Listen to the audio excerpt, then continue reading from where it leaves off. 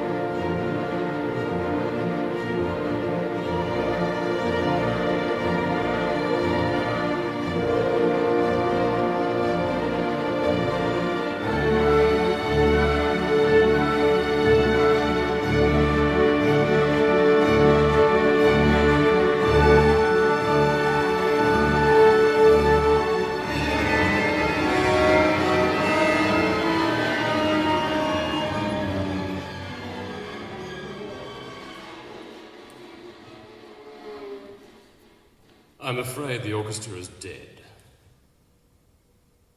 What? Yes, it's dead. It's been pronounced dead.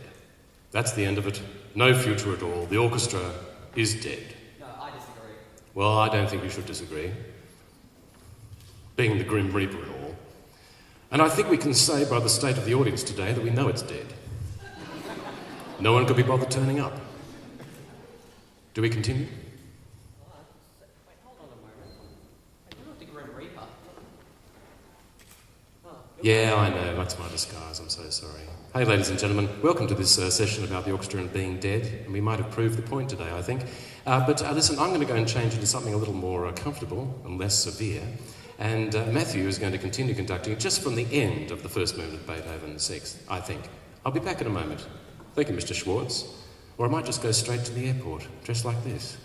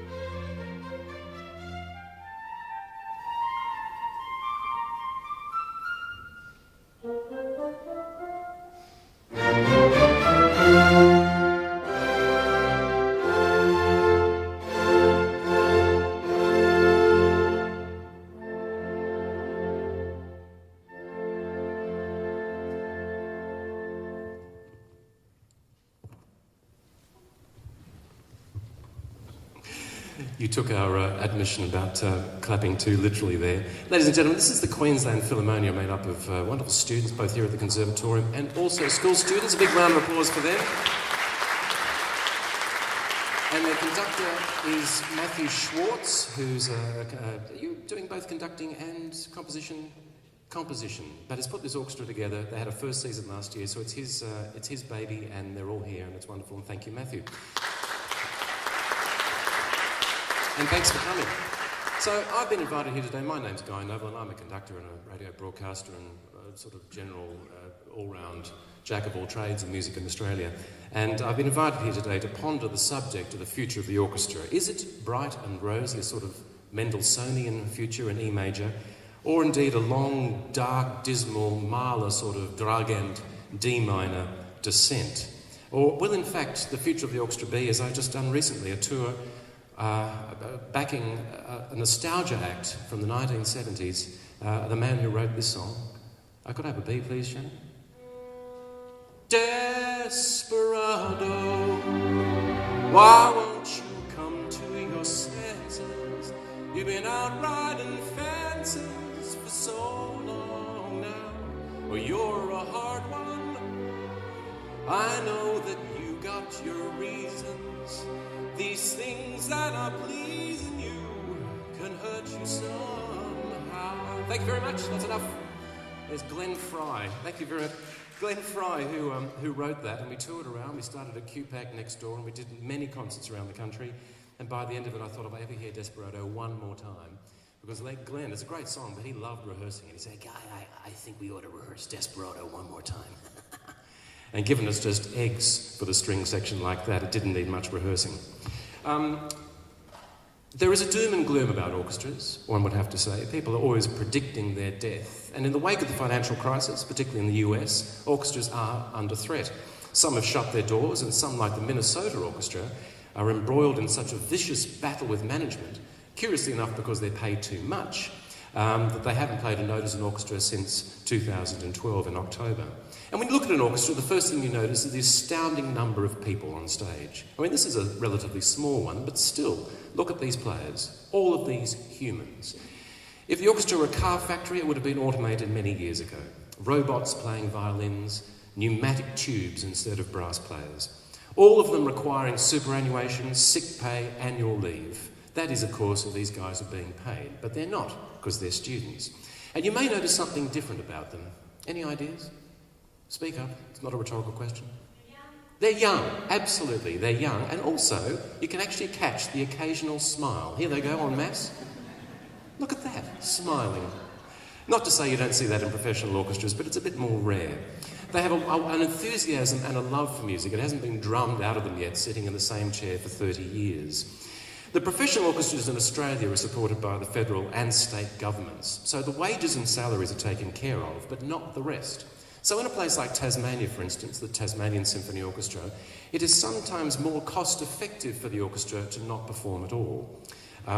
It's a bit like that famous hospital in Westminster with no patients, wonderfully effective. And in fact, an orchestra with no concerts would be ruthlessly efficient, delivering a wonderful dividend for the taxpayer. Orchestras are big and expensive, and there is the perception that the audiences are dwindling, but strangely enough, according to information from live performance, in Australia at least, classical music audiences are actually on the up. There was a 19.7% increase in attendance in the last year. Can you believe that? Although the ticket price fell by 12.3%, so overall they didn't make as much, but more people came. And that might have something to do also with the Hamer Hall in Melbourne, which had been out of action for some 2 years, coming back online. That's a major theatre and would have contributed to that. But finding an audience is definitely getting harder, there's no question that. And how do you get people excited by something that is called classical music?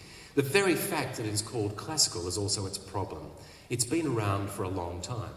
We began with a movement from Beethoven's Pastoral Symphony. It's a genius piece of music, but it turns 205 this year. Premiered 22nd of December 1808 on a program that also featured the Fifth Symphony. Imagine that, one night, 2 symphonic premieres, the Fifth and the Sixth Symphonies of Beethoven back to back. How amazing. But how do you create market interest in that symphony now, 205 years later on, and on the opposite side of the world, in fact, where it was written? And in fact, Beethoven's Sixth Symphony is actually 16 years older than Brisbane itself. So imagine ringing up a TV network newsroom and saying, look, hi, is that Nine Network? I'm the publicist for the Queensland Philharmonia. We've got a great thing going on down at the Conservatorium. It's Beethoven's Pastoral Symphony. And they would say, yeah, what is that, some sort of farmer's market? What is that? No, it's a symphony. Well, what's the angle?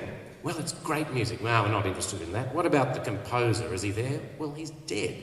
Well, how did he die? Was it a bad car accident or drug overdose? Suicide, perhaps? No, he lived in Vienna and died of dropsy. Was he molested? Did he ever meet Justin Bieber? Or did he sleep with Kim Kardashian, perhaps? No, it's Beethoven. So you're telling me this guy was foreign, he died of some foreign disease, and that's it? Absolutely. No interest whatsoever. And in fact, I can tell a true story. We did a concert at QPAC 4 or 5 years ago. It was called the Steinway Spectacular. On the stage, we had 8 Steinway D concert grounds ranged across the concert hall stage. And that's a really good picture. That looks fantastic, very impressive. You never get to see 8 concert grounds like that all together. So the publicist rang up the pictures desk at the Courier Mail, Brisbane's wonderful newspaper, very high class. And they said, and I kid you not, they said, oh, that's all right, but are there any tits? Seriously, absolutely seriously, are there any tits? Well, geez, I like breasts too, but not necessarily in Beethoven or with Steinway pianos. But let's think, how do we create a sense of event around an old piece of music? You know, Symphony, played 1,000 times, played once more. Is the Pastoral Symphony interesting enough to sit through, particularly the slow movement? Now, can I just push you off, Matthew, for a moment? You've worked incredibly hard. Let me have a go now. Matthew Schwarz, ladies and gentlemen. The slow movement of the Beethoven Sixth Symphony is very slow. It's the scene at Szene am Bach, the scene of the brook, the rustling brook. It goes on for about 11 minutes, and it's a long sort of haul, not particularly visually interesting. Maybe we should add something to it.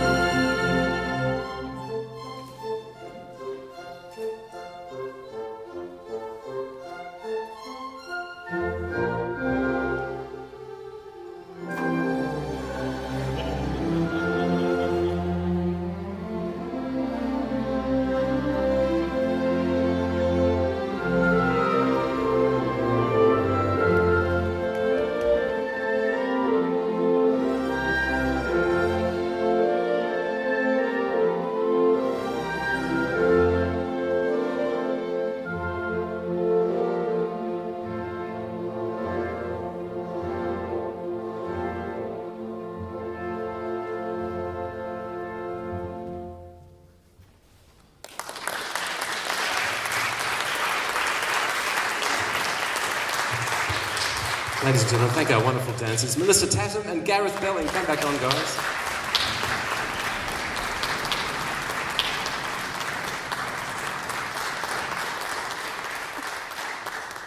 Well, I don't know about you, I quite enjoyed that. I could watch a whole Beethoven symphony with that story going on. And they just knocked that up yesterday afternoon, putting it together. And that's the other interesting thing about music as opposed to the other arts, that music is a very prescriptive business. We're all given music. A conductor tells an orchestra what to do. But when it comes to choreography, of course, you can get into a room and sort of make it up as you go. Much more improvisatory. We are a visual species, and we need to see stuff. And it's interesting, this concert environment for orchestras is so odd. It's just white light. There's nothing special. I took my daughter to see Lady Gaga, and there was like 5 costume changes in 10 minutes. There was a castle, and what do we have here? People dressed in black, like we're all at some funeral or a cocktail party on the Titanic. Some music does come, of course, with visuals attached, and orchestras have been playing movie music since movies began. And I can imagine if Wagner were alive today, or in the early days of moving pictures, he would have written The Ring as a film, I think. He could have had total control of the visuals and the music and the underscore of the drama. He, of course, the master of the leitmotif. And that is extended through into all sorts of other film music. This is probably the best ever leitmotif from a film. And in fact, I guarantee you only need one note to know what it is. Amazing, you don't need to hear another note, do you? I don't think there's another piece of music actually that has such a distinctive opening note. Here's the rest of the next few bars, just because we like playing it.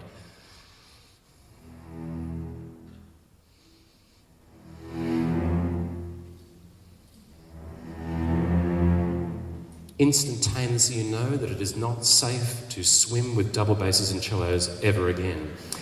And in TV and film, when the creators want to create gravitas, they always turn to an orchestra.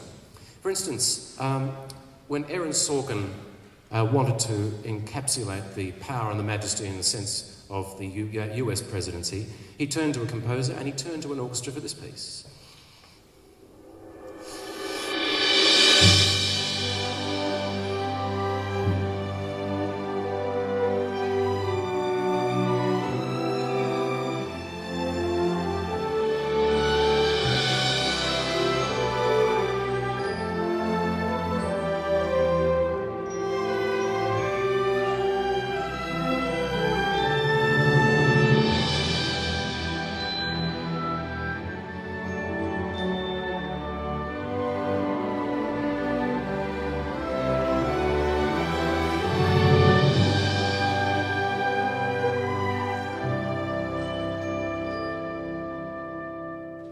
Theme from The West Wing.